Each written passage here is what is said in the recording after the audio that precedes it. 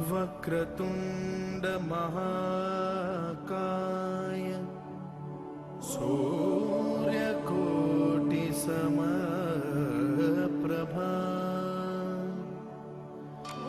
निर्विघ्नं कुरु मे देव सर्वकार्येषु सर्वदा।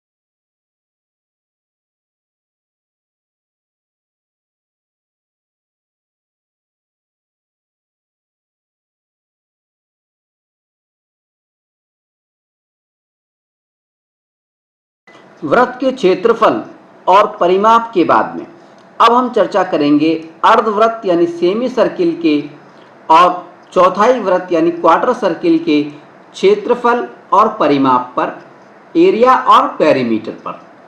ठीक है, देखिए अर्धव्रत का क्या मतलब है? व्रत का आधा, व्रत का आधा। पहले बात कर रहे हैं हम क्षेत्रफल की, एरिया की। तो अगर हम एरिया की बात करें तो हम जानते हैं व्रत का जो एरिया होता है, व्रत का जो क्षेत्रफल होता है, उसका सूत्र क्या होता है? Pi r square. Pi r square ये व्रत की क्षेत्रफल का सूत्र है, व्रत के क्षेत्रफल का सूत्र है। ठीक है, अगर व्रत के क्षेत्रफल के सूत्र में हम 2 का भाग लगा दें, यानी पाई आर स्क्वायर के अंदर अगर हम 2 का भाग लगा दें तो ये हो जाता है अर्धव्रत का क्षेत्रफल।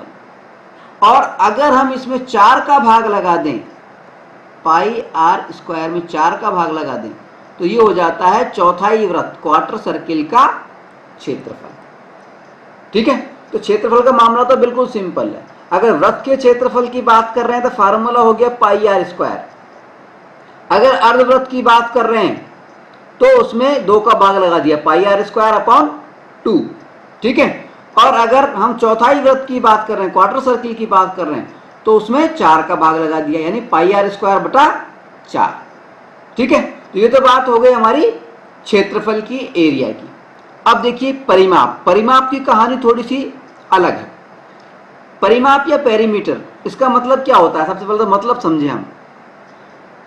कोई भी आकृति है, कोई भी आकृति है, उसके अनुदिश, उसके अलोंग अगर हम एक चक्कर पूरा करते हैं, एक चक्कर पूरा करते हैं, तो एक चक्कर पूरा करने के अंदर जो दूरी हमने तय की है, यानी ए बिंदु से हम चले और वापस से घूम करके ए पर आ जाएं, तो एक चक्कर काटने में जो हमने ये दूरी तय की है, ये दूरी कहलाती है परिधि या परिमाप।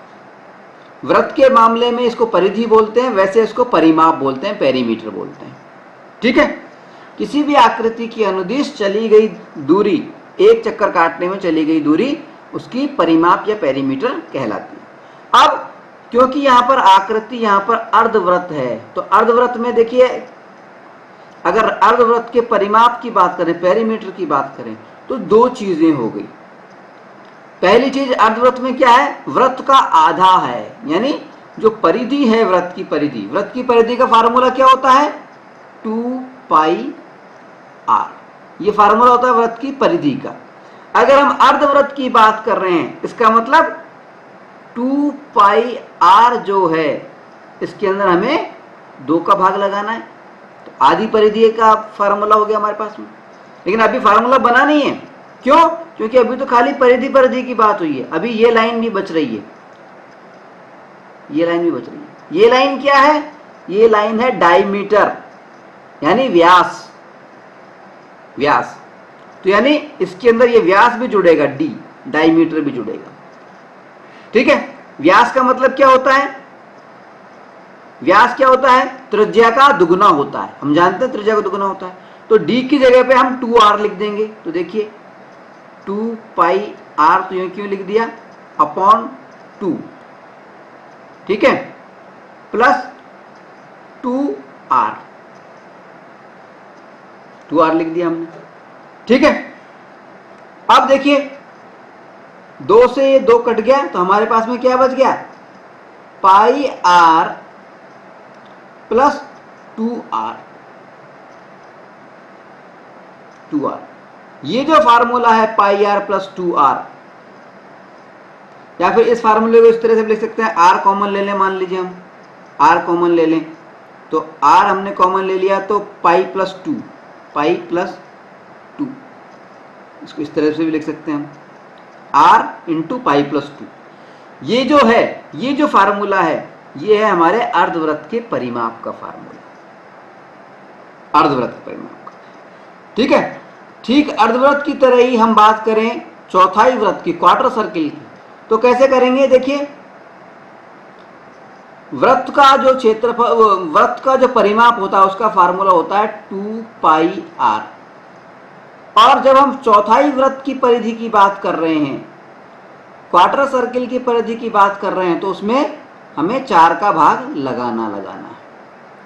वृत्त के परिमाप में 4 का भाग लगा दिया, उसके बाद में क्या करना है, हमें क्या जोड़ना है, प्लस। देखिए एक तो ये वाली भुजा यानी ये क्या है r, और एक ये वाली भुजा यानी r, यानी 2r यहां पर भी हमें जोड़ना है, 2r जोड़ दो। ठीक है, अब 2 से ये काट दिया, 4 काट दिया, तो क्या बचा, पाई r बटा 2 प्लस 2r। ये जो फार्मूला है, ये फार्मूला किसका हो गया, हमारा चौथाई वृत्त के परिमाप का, क्वार्टर सर्किल के पैरामीटर का। ठीक है, तो पेरीमीटर जो हो गया क्वार्टर सर्किल का, वो तो इस फार्मूले से आएगा, और अर्धवृत्त का जो पेरीमीटर होगा वो इस फार्मूले से आएगा। ठीक है, दोनों फार्मूले बनाने भी हमने सीख लिए। ठीक है, तो इनका प्रयोग करके कुछ सवाल, कुछ उदाहरण हम करके देखते हैं। ठीक है, मान लीजिए हमें कोई उदाहरण दिया गया है जिसमें हमें सवाल दिया गया है, 14 सेमी त्रिज्या वाले अर्धवृत्त तथा चौथाई वृत्त का क्षेत्रफल ज्ञात कीजिए। यानी त्रिज्या जो है, रेडियस जो है, वो हमें दे रखी है r बराबर 14 सेंटीमीटर, और हमसे कहा गया है कि अर्धवृत्त और चौथाई वृत्त उसका क्षेत्रफल ज्ञात कीजिए। तो देखिए हम जानते हैं कि वृत्त के क्षेत्रफल का फार्मूला क्या होता है, पाई r स्क्वायर।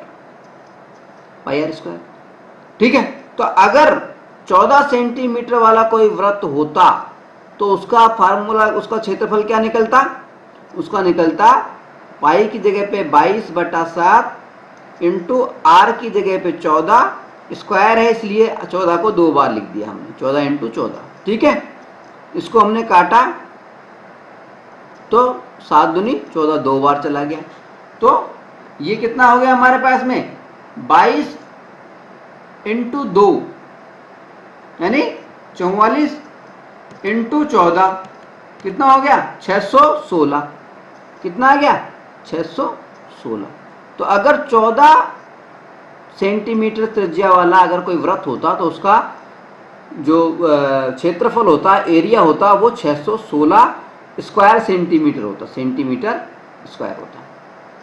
ठीक है। अब क्योंकि बात हो रही है अर्धवृत्त की, तो अर्धवृत्त का फार्मूला क्या होता है? जो वृत्त का फार्मूला है, वृत्त के क्षेत्रफल का फार्मूला, उसमें 2 का भाग लगा दो, यानी अर्धवृत्त का क्षेत्रफल निकालना है, यानी pi r square by 2। Pi r square का हमने वैल्यू निकाल रखी है 616, इसमें 2 का भाग लगा दिया हमने, तो कितना आ गया 2 तिया 6, 308। 308। ठीक है। तो ये तो 308 आया, ये तो हमारा आ गया अर्धवृत्त का क्षेत्रफल 308 सेंटीमीटर स्क्वायर। क्षेत्रफल की यूनिट होती है, ये क्षेत्रफल का मात्रक होता है वर्ग सेंटीमीटर, तो वर्ग सेंटीमीटर आ गया। ठीक है। अब अगर हम चौथाई वृत्त के क्षेत्रफल की बात कर रहे हैं, तो ये जो वृत्त का क्षेत्रफल था पाई आर स्क्वायर, इसमें 4 का भाग लगाना है हमें। ठीक है। पाई आर स्क्वायर की वैल्यू हमने 616 निकाल ली, इसमें 4 का भाग लगा दिया हमने, कितना आ गया 154। 154। तो ये तो हमारा चौथाई वृत्त का क्षेत्रफल तो हो गया 154 स्क्वायर सेंटीमीटर, वर्ग सेंटीमीटर, और अर्धवृत्त का क्षेत्रफल आ गया 308 वर्ग सेंटीमीटर। ठीक है। चलिए एक सवाल और लेते हैं, वो लेते हैं हम परिमाप के ऊपर। इस उदाहरण में हमसे कहा गया है कि वही त्रिज्या 14 सेंटीमीटर, ये 14 सेंटीमीटर त्रिज्या वाले अर्धवृत्त और चौथाई वृत्त का परिमाप ज्ञात कीजिए। यानी त्रिज्या आर, रेडियस हमें कितनी दे रखी है 14 सेंटीमीटर, 14 सेंटीमीटर, और इसका हमें क्या ज्ञात करना है परिमाप, किसका अर्धवृत्त का और चौथाई वृत्त का। ठीक है। तो वृत्त का परिमाप का फार्मूला क्या होता है हम जानते हैं, क्या होता है 2 पाई आर, ये वृत्त के परिमाप का क्षेत्र फार्मूला होता है, सूत्र होता है। ठीक है। लेकिन हमें वृत्त का परिमाप नहीं निकालना है, हमें निकालना है अर्धवृत्त का और चौथाई वृत्त का, यानी सेमी सर्किल का और क्वार्टर सर्किल का। तो अर्धवृत्त का यानी सेमी सर्किल का अगर हम परिमाप निकालना चाहते हैं, पेरीमीटर निकालना चाहते हैं, तो उसका फार्मूला क्या होता है अर्धवृत्त का परिमाप, अर्धवृत्त का परिमाप पेरीमीटर बराबर क्या होता है, फार्मूला देखिए पाई आर, याद कीजिए पाई आर प्लस 2r, ये फार्मूला था। इसी तरह से अगर हमें चौथाई वृत्त की बात करनी हो, तो चौथाई वृत्त का परिमाप, क्वार्टर सर्किल का परिमाप, चौथाई वृत्त का परिमाप, उसका फार्मूला क्या होता है, उसका फार्मूला क्या होता है pi R by 2 plus 2r। ठीक है। अब इन दोनों फार्मूले के अंदर मान रख दें बस, और आंसर आ जाएगा हमारे पास में। कैसे, पाई आर प्लस 2r। ठीक है। तो पाई की जगह पे हमने लिख दिया 22/7 इंटू आर की जगह पे लिख दिया 14 प्लस 2 इंटू आर की जगह पे लिख दिया 14। ठीक है। अब इसको 7 दूनी 14, 2, ठीक है, 14 दूनी 28, ये 28 है हमारे पास में, और इधर कितने हैं 22 दूनी 44, 44 प्लस 28 कितने हो गए 44 प्लस 28, 44 प्लस 28, 44 प्लस 28 कितने हो गए हमारे पास में 72। ये परिमाप की बात हो रही है और ये सेंटीमीटर्स में बात हो रही है, इसलिए हम लिखेंगे 72 सेंटीमीटर। ये परिमाप आ गया हमारे पास में अर्धवृत्त का। ठीक है। अब चौथाई वृत्त की बात करें हम, चौथाई वृत्त की, चौथाई वृत्त में फार्मूला सेम, लगभग इसी तरह का फार्मूला, बस बाई 2 हो रहा है इसके अंदर। ठीक है। तो इसमें क्या करना है हमें, देखिए पाई पाई का मतलब 22/7, आर यानी 14 बटा 2 है तो बटा 2 मान लिया, ये मान लिया 2, ठीक है, into plus 2r, 2 into are यानी 14। मान रखेंगे, कुछ नहीं किया हमने, आर की जगह पर 14 रख दिया, पाई की जगह पर 22/7 रख दिया, ठीक है। अब देखिए क्या करना है हमें, 7 दूनी 14, 7 से 14 कट गया 2 बार, 2 से ये 2 कट गया, अब कितना बचा 22 प्लस 28। अब हमारे पास बचा 22 प्लस 28, 22 और 28 कितने हो गए, 22 और 28 50 सेंटीमीटर। तो अगर हम चौथाई वृत्त के परिमाप की बात करें, पेरीमीटर की बात करें क्वार्टर सर्किल के, तो वो हो गया 50 सेंटीमीटर, और अगर अर्ध वृत्त की बात करें, सेमी सर्किल की बात करें, तो वो हो गया 72 सेंटीमीटर। ये हो गया हमारे आंसर, ठीक है। चलिए आगे बढ़ते हैं। अब हम बात करेंगे आंतरिक व बाह्य रूप से स्पर्श करने वाले वृत्तों से संबंधित प्रश्नों पर।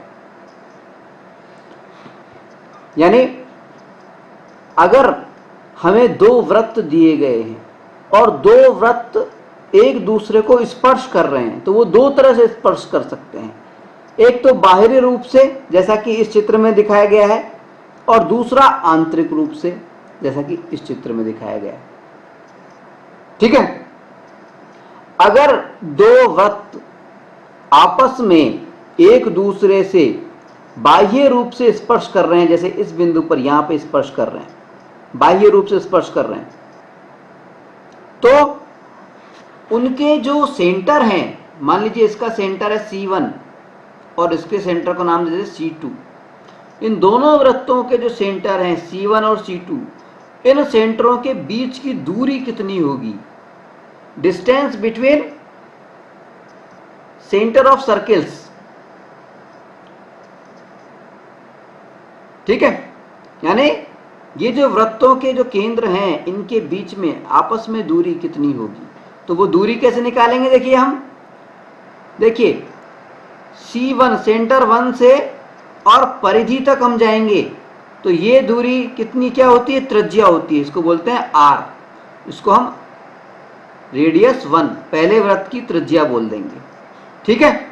इसी तरह से वृत्त की परिधि से केंद्र C2 तक जो रेखा जा रही है, ये क्या है, ये भी त्रिज्या है, दूसरे वृत्त की त्रिज्या है, लेकिन ये यानी ये R2 है। यानी अगर C1 और C2 इन दोनों के बीच की कुल दूरी हम देखें, ठीक है, तो C1 एंड C2 इनके बीच की कुल दूरी कितनी हो गई, ये हो गई R1 प्लस R2।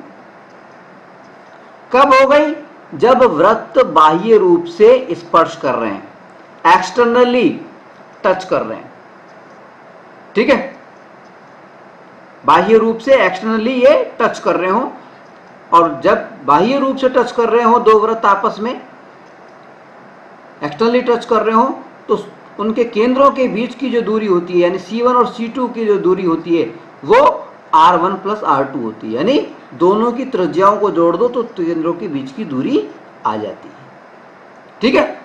इसी तरह से अगर मान लीजिए बाह्य रूप से स्पर्श नहीं करें, अंदर के आंतरिक रूप से स्पर्श करें दोनों वृत्त, जैसा कि इस चित्र में दिखाया गया है, तो यहाँ पे स्पर्श कर रहे हैं, ऐसी स्थिति में क्या होगा, देखिए ऐसी स्थिति में क्या होगा कि अगर हम इसको C1 माने, इस वाले डॉट को सेंटर 1, और ये जो दूसरा डॉट है गुलाबी कलर का, इसको C2 माने, यानी दूसरे जो गुलाबी वाला वृत्त है हमारा सर्किल है, इसका केंद्र है ये C2, और ये जो ब्लैक डॉट है, काली जो डॉट है, ये C1 है, यानी काले वाले वृत्त का ये केंद्र है, ठीक है।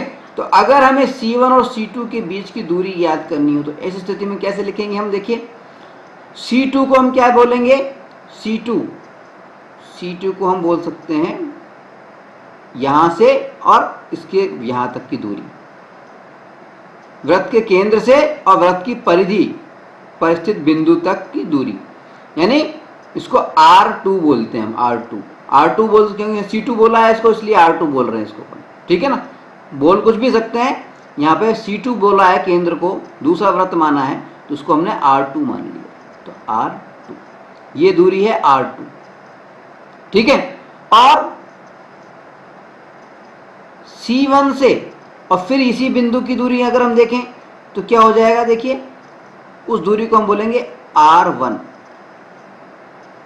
उसको बोलेंगे R1, ठीक है। अब ये बताइए R1 ज्यादा बड़ी है या R2 ज्यादा बड़ी है? R1 ज्यादा बड़ी है। तो अगर R1 में से R2 को हम घटा दें, R1 माइनस R2 अगर हम कर दें तो हमें क्या प्राप्त होगा? C1 और C2 के बीच की दूरी,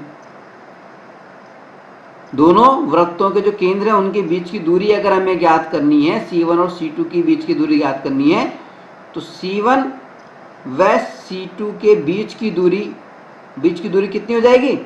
R1 माइनस R2।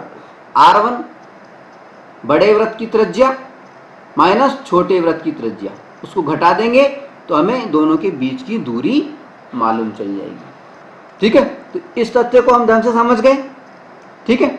चलिए इसी तथ्य पर आधारित कुछ सवाल करते हैं, ठीक है।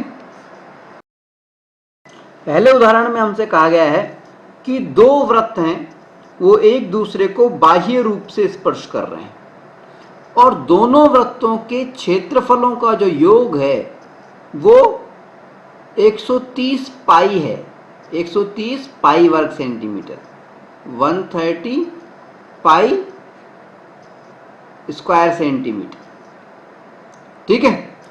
केंद्रों के बीच की जो दूरी है, दोनों वृत्तों को जो केंद्र है उनके बीच की दूरी है वो 14 सेंटीमीटर दे रखी, 14 सेंटीमीटर दे रखी, ठीक है। यानी अब हमें क्या करना है? दोनों वृत्तों की त्रिज्याएं ज्ञात करनी है, R1 और R2 हमें ज्ञात करना है, ठीक है। अब हमें क्या कहा गया है? देखिए सवाल में प्रश्नानुसार हमें क्या कहा गया है? हमें कहा गया है कि केंद्रों के बीच की दूरी, अगर इस केंद्र को हम C1 मान लें और इसको हम C2 मान लें, तो इनके बीच की दूरी यानी C2 minus C1, C2 minus C1, दोनों केंद्रों के बीच की दूरी क्या है? क्या होगी? R1, ये तो R1 और ये R2, R1 plus R2, R1 plus R2 क्या दूरी होगी?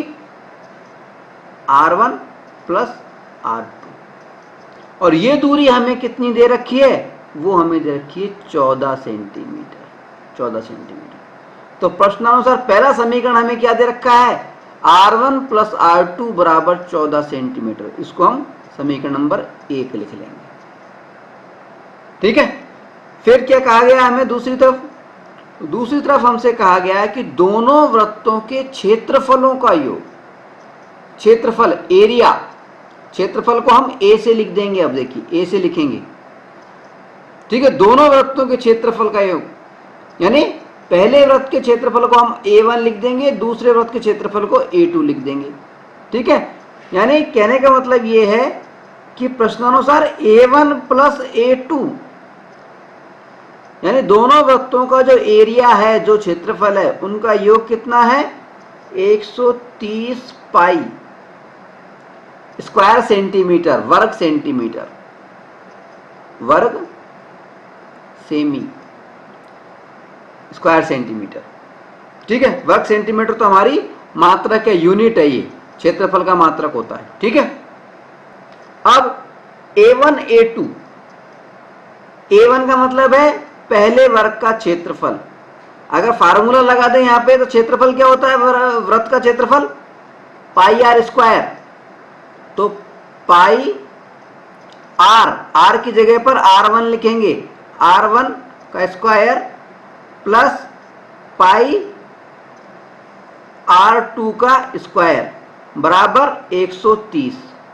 कुछ नहीं किया, फार्मूला रख दिया दोनों जगह पे हमने, ठीक है। 130 हो गया। अब पाई कॉमन आ गया, यानी पाई कट गया, ये मान लीजिए पाई कॉमन आ गया, पाई कट गया, पाई का डिवाइड किया तो पाई कट गया, पाई ये कट गया और ये कट गया।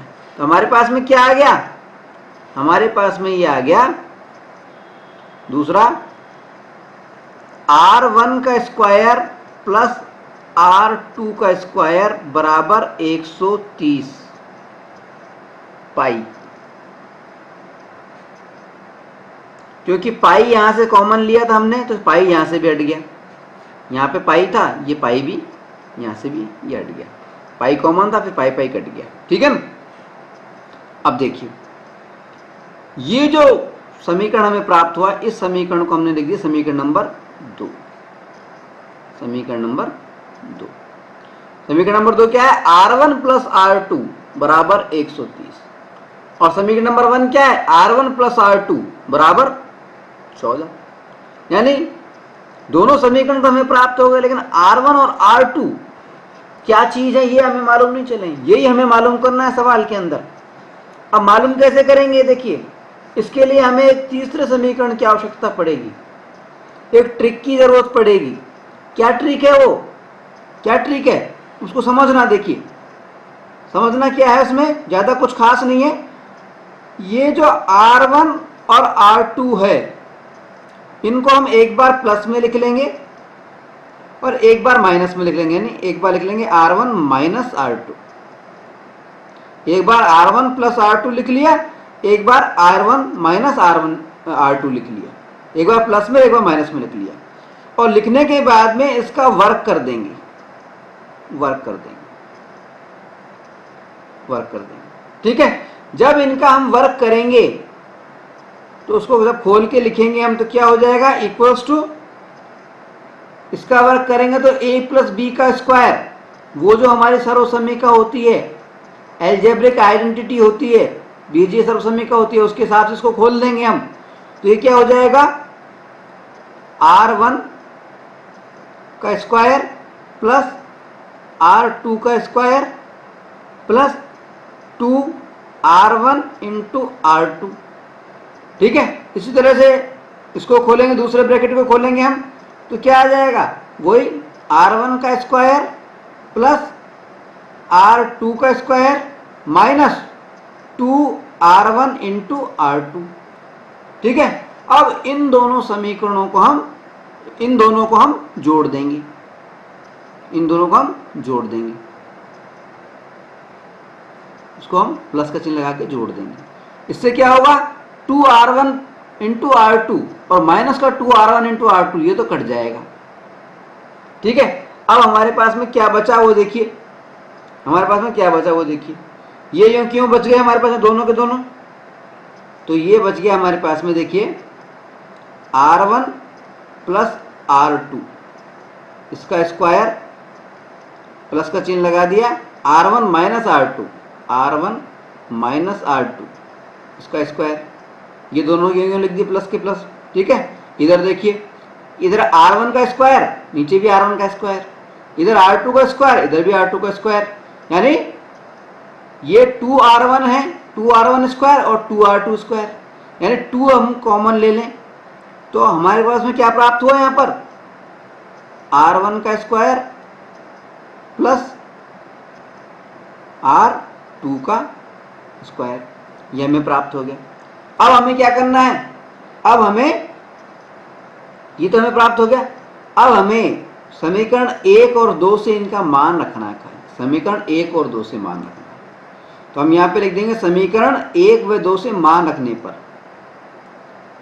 समीकरण 1 व 2 से मान रखने पर, मान रखेंगे क्या हो जाएगा, R1 प्लस R2 का स्क्वायर, R1 प्लस R2 का स्क्वायर, तो R1 प्लस R2 कितना है, 14 दे रखा है, तो R1 प्लस R2 को हमने 14 लिख दिया, 14 इसका स्क्वायर लिख दिया, प्लस R1 माइनस R2, ये हमने यूं क्यों लिख लिया, R1 माइनस R2, इसका हमें पता नहीं है, इसका स्क्वायर बराबर 2 into R1 plus R2, R1 का स्क्वायर प्लस R2 का स्क्वायर, तो देखिए समीकरण नंबर 2 को देखिए, R1 का स्क्वायर प्लस R2 का स्क्वायर बराबर 130।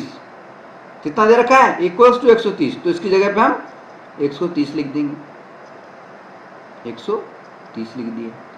ठीक है, इसको सॉल्व किया हमने तो 14 का स्क्वायर करेंगे तो कितना हो जाएगा? 196, 196 प्लस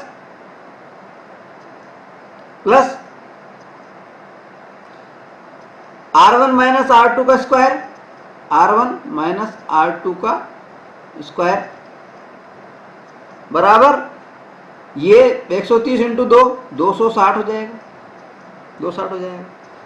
ठीक है, अब ये R1 माइनस R2 का होल स्क्वायर यहाँ की यहाँ रह जाएगा। 196 को हम पक्षांतर करके ले जाएंगे इधर, तो क्या हो जाएगा? R1 माइनस R2 का स्क्वायर बराबर कितना आ गया? 260 में से 196 घटा दिया था, 260 में से 196 घटा दिया था, 260 माइनस 196 बराबर 64 आ गया। कहां से आ गया 64? ये 260 में से 196 घटा दिया था। ठीक है, अब ये तो R1 माइनस R2 का स्क्वायर था बराबर 64। केवल R1 माइनस R2 करना हो तो R1 माइनस R2, तो 64 का वर्गमूल हो जाएगा, 64 का अंडर रूट हो जाएगा, यानी R1 माइनस R2 बराबर हमारे पास में आ गया 8। और इसको हम लिख देंगे समीकरण नंबर 3, समीकरण नंबर 3। ठीक है, ठीक है। अब क्या करना है हमारे को? समीकरण 1 व 3 को हल करने पर, तीसरा समीकरण ये है ही, पहला समीकरण हमारे पास में था ही, तो समीकरण 1 व 3 को हल करने पर यहां लिख देंगे हम समीकरण 1 व 3 से, या 3 को हल करने पर। तो समीकरण नंबर 1 क्या है? R1 प्लस R2 बराबर 14। समीकरण नंबर 3 क्या है? R1 माइनस R2 बराबर 8।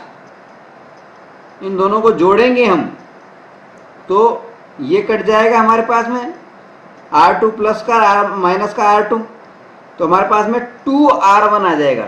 2R1 बराबर कितना हो गया? 14 और 8 22, और R1 बराबर कितना आ गया? 22/2, 22/2 यानी 11। ठीक है, तो R1 की वैल्यू तो आ गई हमारे पास में 11। अब R1 की जो वैल्यू R1 बराबर 11 समीकरण नंबर 1 में रखने पर, यहां लिख देता हूं मैं, R1 बराबर 11 समीकरण 1 में रखने पर, जगह कम है इसलिए आप खुला खुला लिख लेंगे आराम से। R1 बराबर 11 समीकरण 1 में रख रहे हैं, तो समीकरण 1 में R1 की जगह पर 11 लिख दिया हमने, 11 प्लस R2 बराबर 14, ये समीकरण 1 हो गया हमारा। तो R2 बराबर कितना हो गया? R2 बराबर कितना हो गया? 14, पक्षांतर होकर 11 इधर चला जाएगा तो माइनस का 11, 14 माइनस 11, यानी R2 बराबर कितना आ गया? R2 बराबर आ गया हमारे पास में 3। ठीक है, तो R1 हमारे पास में कितनी आ गई? R1 बराबर आ गई 11 और R2 बराबर आ गई 3। R1 क्या थी? बड़े वृत्त की त्रिज्या, R2 क्या थी? छोटे वृत्त की त्रिज्या। दोनों त्रिज्याएं हमने ज्ञात कर ली। ठीक है, इस तरह से। ठीक इसी तरह का एक सवाल जिसमें दोनों वृत्त बाह्य रूप से नहीं आंतरिक रूप से स्पर्श कर रहे हैं, उसको भी हम करके देखते हैं। ठीक है, मान लीजिए हमसे ये कहा जा रहा है कि दो वृत्त आंतरिक रूप से स्पर्श कर रहे हैं, इंटरनली टच कर रहे हैं। दोनों वृत्तों के क्षेत्रफलों का योग 116 पाई वर्ग सेंटीमीटर है। 116 पाई वर्ग सेंटीमीटर है। और केंद्रों के बीच की दूरी यानी C1 और C2 जो केंद्र हैं उनके उनके बीच की दूरी है 6 सेंटीमीटर। 6 सेंटीमीटर। दोनों की त्रिज्याएं ज्ञात कीजिए। बिल्कुल उसी तरह का सवाल है, फर्क सिर्फ इतना सा है कि इसमें जो दोनों वृत्त हैं वो आंतरिक रूप से स्पर्श कर रहे हैं। क्योंकि दोनों वृत्त आंतरिक रूप से स्पर्श कर रहे हैं इसलिए वृत्त के केंद्रों की जो बीच की दूरी है, C1 और C2 के बीच की दूरी है, केंद्रों के बीच की दूरी, बीच की दूरी क्या हो जाएगी? क्या हो जाएगी? R1 minus R2, R1 minus R2, R1 minus R2, और दूरी दे रखी है हमें 6 सेंटीमीटर। इसको हम समीकरण नंबर 1 मान लेंगे। ठीक है, ये तो प्रश्नानुसार दे रखी है सीधी सीधी हमें। ठीक है, फिर दूसरी चीज हमें क्या दे रखी है? दोनों वृत्तों के क्षेत्रफलों का योग, यानी हमें दे रखा है A1 area of first circle, पहले सर्किल का क्षेत्रफल। क्षेत्रफल को हम A से दिखा रहे हैं, एरिया। ठीक है, A1 का मतलब है पहले वृत्त का क्षेत्रफल, पहले सर्किल का एरिया। ठीक है, तो A1 प्लस A2 दूसरे वृत्त का एरिया, क्षेत्रफल, दोनों मिलाकर कितने दे रखे हैं? 116 पाई, 116 पाई। ठीक है, इसका मतलब अगर इसमें फार्मूला रख दें हम तो A1 में क्या आ जाएगा? पाई R1 का स्क्वायर प्लस पाई R2 का स्क्वायर बराबर 116 पाई। ठीक है, अब पाई को अगर हम कॉमन ले लें तो पाई से ये दोनों पाई कट जाएंगे और ये वाला पाई कट जाएगा। ठीक है, यानी इसको हम इस तरह लिख सकते हैं, देखिए लिख के दिखा देता हूं मैं। यहाँ पे पाई कॉमन ले लिया तो क्या आ जाएगा? R1 का स्क्वायर प्लस R2 का स्क्वायर बराबर 116 पाई, यही तो आया। ठीक है, और अगर हम R1 का स्क्वायर प्लस R2 का स्क्वायर, ब्रैकेट को यहीं रख लें, तो R1 का स्क्वायर प्लस R2 का स्क्वायर बराबर 116 पाई, 116 पाई अपॉन पाई, यानी ये कट गया। यानी हमें फार्मूला क्या, हमें समीकरण क्या प्राप्त हुआ? इक्वेशन क्या प्राप्त हुई? R1 का स्क्वायर प्लस R2 का स्क्वायर बराबर 116। ये जो इक्वेशन प्राप्त हुई इसको हमने नाम दे दिया समीकरण नंबर 2, इक्वेशन नंबर 2। ठीक है, अब R1 माइनस R2 बराबर 6, पहली इक्वेशन। R1 का स्क्वायर प्लस R2 का स्क्वायर बराबर 116, दूसरी इक्वेशन। लेकिन ये R1 और R2 क्या है, यही तो हमें पता करना है, ये हमें मालूम नहीं है। ठीक है, तो ये मालूम नहीं है तो इसके लिए हम फिर से वही ट्रिक अपनाते हैं। कौन सी ट्रिक? कौन सी ट्रिक? कि R1 और R2 इन दोनों को एक बार प्लस में लिख लेंगे और एक बार माइनस में लिख लेंगे, R1 माइनस R2, और दोनों का वर्ग कर देंगे, दोनों का वर्ग कर दिया। ठीक है, दोनों का वर्ग करेंगे तो क्या आ जाएगा हमारे पास में? दोनों का वर्ग करने पर पहले का वर्ग करेंगे तो ये हो जाएगा R1 का स्क्वायर, इसको खोलेंगे तो जब हम प्लस R2 का square plus 2R1 into R2। ठीक है, इसी तरह से दूसरे ब्रैकेट को खोलेंगे हम तो क्या आ जाएगा? R1 का स्क्वायर प्लस R2 का स्क्वायर, R2 का square minus 2R1 into R2, ये प्राप्त हो गया। अब इन दोनों को हम जोड़ देंगे, प्लस कर देंगे। दोनों को हम जब जोड़ेंगे तो क्या हो जाएगा? देखिए ये जुड़ जाएंगे सीधे सीधे, और माइनस का 2R1 इंटू R2 ऊपर प्लस का 2R1 इंटू R2, ये कट जाएगा। ठीक है, तो देखिए क्या प्राप्त हुआ हमें, वो देखिए आप, इधर हमें प्राप्त हो गया R1 प्लस R2 का whole square plus R1 minus R2 का होल स्क्वायर बराबर क्या प्राप्त हुआ हमें। देखिए ये R1 का स्क्वायर है और नीचे भी R1 का स्क्वायर है, यानी 2R1 का स्क्वायर, यानी 2 हमारे पास में कॉमन आएगा और ये प्राप्त हो जाएगा R1 का स्क्वायर प्लस R2 का स्क्वायर, ये हमें प्राप्त हो जाएगा। ठीक है, अब देखिए मान रख देते हैं। देखिए R1 माइनस R2 बराबर 6 हमें समीकरण नंबर 1 में दे रखा है, समीकरण नंबर 1 में दे रखा है। तो इस जगह पे तो हम 6 लिख देंगे, 6 लिख देंगे। ठीक है, तो हम लिख देते हैं, देखिए 6 लिख देंगे। और ये जो है R1 का स्क्वायर प्लस R2 का स्क्वायर, ये कितना दे रखा है समीकरण नंबर 2 में, 116। तो इस जगह पर 116 लिख देंगे। ठीक है, तो उसको लिख देते हैं। देखिए R1 प्लस R2 ये स्क्वायर, ठीक है, प्लस 6 का स्क्वायर, 6 का स्क्वायर बराबर 2 into R1 square plus R2 square, समीकरण नंबर 2 से 116 लिख दिया, 116 ये हमने लिख दिया। ठीक है, ठीक है। अब इसको सॉल्व करेंगे हम, तो क्या आ जाएगा, क्या आ जाएगा, देखिए देखिए इसको सॉल्व करेंगे तो हमारे पास में क्या आ जाएगा। देखिए ये आ गया 36, 36, देखिए कर लेते हैं ना, ये आ गया 36, 6 6 36, और ये कितना आ गया 116 इंटू 2, 232। ठीक है, तो 232 में से 36 को जब हम घटाएंगे तो देखिए ये हमारे को क्या हो गया, 232 माइनस 36 जब हम करेंगे तो 196 आ जाएगा, 196, 196।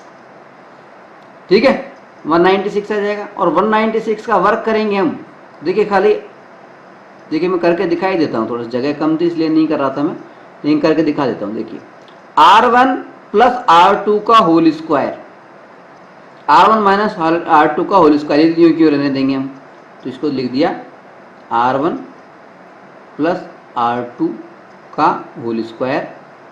ठीक है, और ये 6 का स्क्वायर था 36 होता है, इसको पक्षांतर करके उधर ले जाएंगे। देखिए ये लिख ही देता हूँ मैं, 6 6 36, 36 लिख दिया बराबर 116 इंटू 2 कितना हो गया, 232, 232।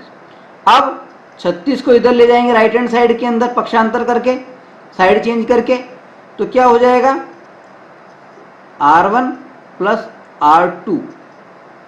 R2 का स्क्वायर बराबर कितना आ गया 232 माइनस 36, 232 में से 36 जब जाएंगे तो हमारे को प्राप्त होगा 196, 196, 196। अब R1 प्लस R2 का स्क्वायर बराबर 196 है, तो अगर हमें केवल R1 प्लस R2 याद करना है तो इसका मतलब है 196 का हमें अंडर रूट करना पड़ेगा, यानी R1 प्लस R2 बराबर कितना आ गया 14।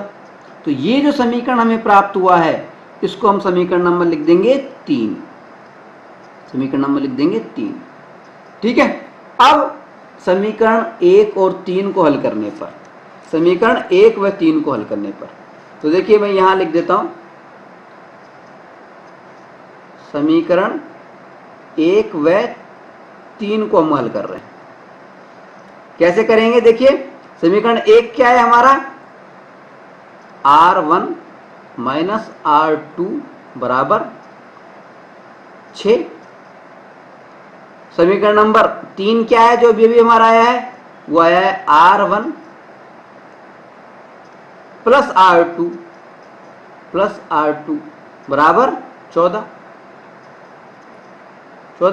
ठीक है, अब इन दोनों को अगर हम जोड़ें तो क्या होगा? जोड़ने पर ये माइनस का R2 नीचे का प्लस का R2 ये तो कट जाएगा, तो हमारे पास में क्या बचा? 2R1 बराबर 20, 2R1 बराबर 20 और R1 बराबर कितना हो गया? R1 बराबर 10। तो R1 तो हमारे पास में कितना आ गया? 10 आ गया। ठीक है, अब R2 कैसे ज्ञात करेंगे? R2 कैसे ज्ञात करेंगे? उसके लिए मैं यहां लिख देता हूं। R2 कैसे ज्ञात करेंगे? समीकरण 1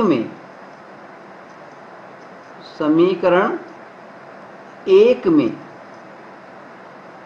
R1 बराबर 10 रखने पर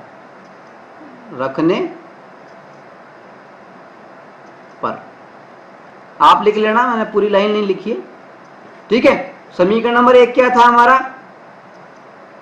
R1 माइनस R2, तो R1 के जगह पे हमें 10 लिखना है, तो 10 माइनस R2 बराबर 6 और माइनस R2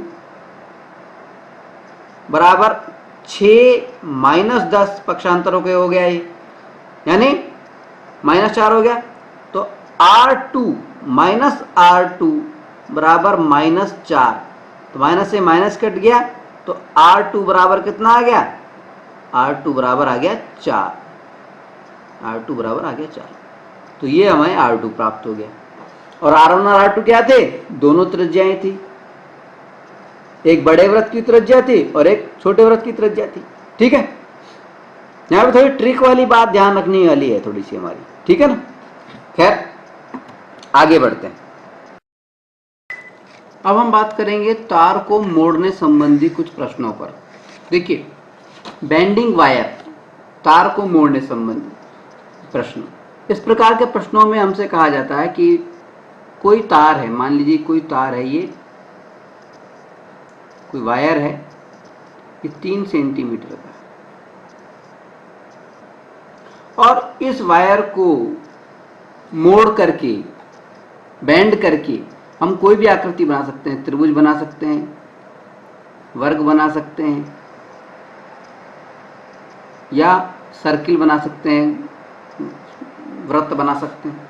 ठीक है, तो इस प्रकार के सवालों में जो समझने वाली बात है वो सिर्फ इतनी सी है कि जब भी हमसे ये कहा जाए कि किसी वायर को मोड़ने पर कोई आकृति बनाई गई है, किसी भी प्रकार का फिगर बनाया गया है, और हमसे उन आकृति का परिमाप पूछा जाए, पेरीमीटर पूछा जाए, तो हम आपको बता दें कि समान लंबाई का जो तार होता है उससे बनी हुई जितनी भी आकृतियां होती हैं उन सबका परिमाप जो होता है, पेरीमीटर जो होता है, वो समान होता है।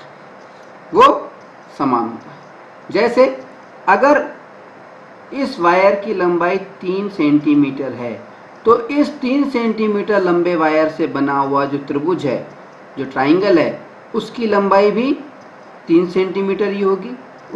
उसका जो परिमाप होगा, उसका जो पेरीमीटर होगा, पेरीमीटर या परिमाप का मतलब होता है आकृति के अनुदिश चली गई दूरी।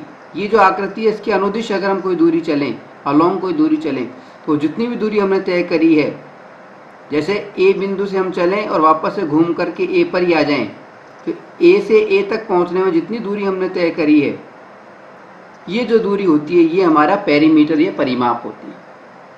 ठीक है, तो यहाँ तार वाले जो प्रश्न होते हैं इसमें समझने वाली बात सिर्फ इतनी सी है कि जो तार की लंबाई हमें दी गई है, उस लंबाई के तार से बनी हुई जितनी भी आकृतियां हैं उन सभी का जो पेरीमीटर होता है, उनका जो परिमाप होता है, वो एक समान होता है। ठीक है, चलिए इसी तथ्य के आधार पर हम कुछ उदाहरण लेते हैं। प्रश्न दिया गया है कि एक तार 28 सेंटीमीटर त्रिज्या के, 28 सेंटीमीटर रेडियस के वृत्त के रूप में मोड़ा गया है और इसको पुनः एक वर्ग के रूप में मोड़ा गया है। वर्ग की भुजा ज्ञात कीजिए। हमसे कहा गया कि हमारे पास में कोई एक वायर है, कोई एक तार है।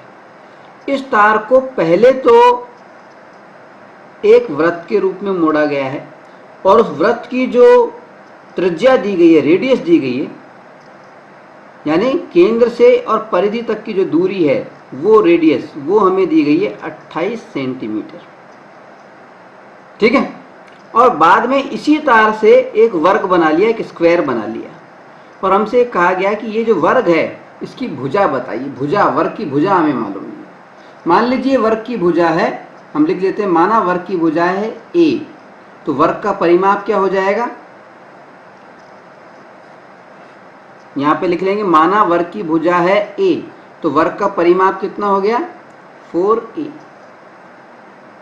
वर्ग का परिमाप कितना हो गया 4a। ठीक है, इसी तरह वृत्त की बात कर लें।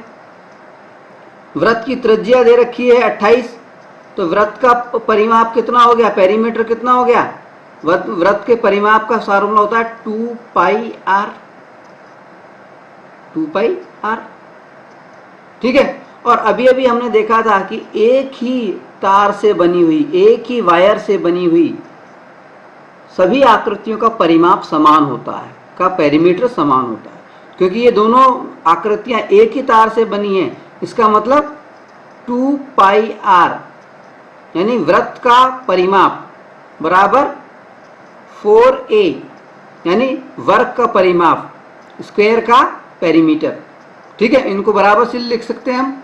ठीक है, फिर इसमें मान रख देंगे हम 2 पाई की जगह पे लिख देंगे इंटू 22/7, 22/7।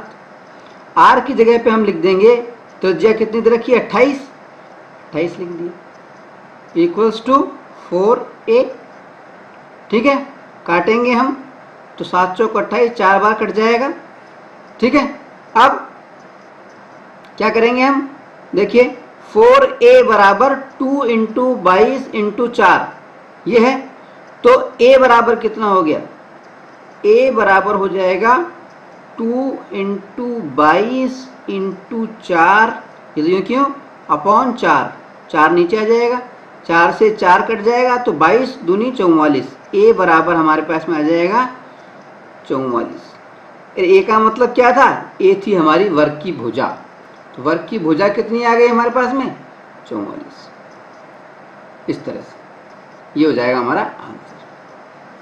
ठीक है, इस तरह से सवाल जो आते हैं वायर से जुड़े हुए वो इस तरह के सवाल होते हैं। चलिए आगे बढ़ते हैं।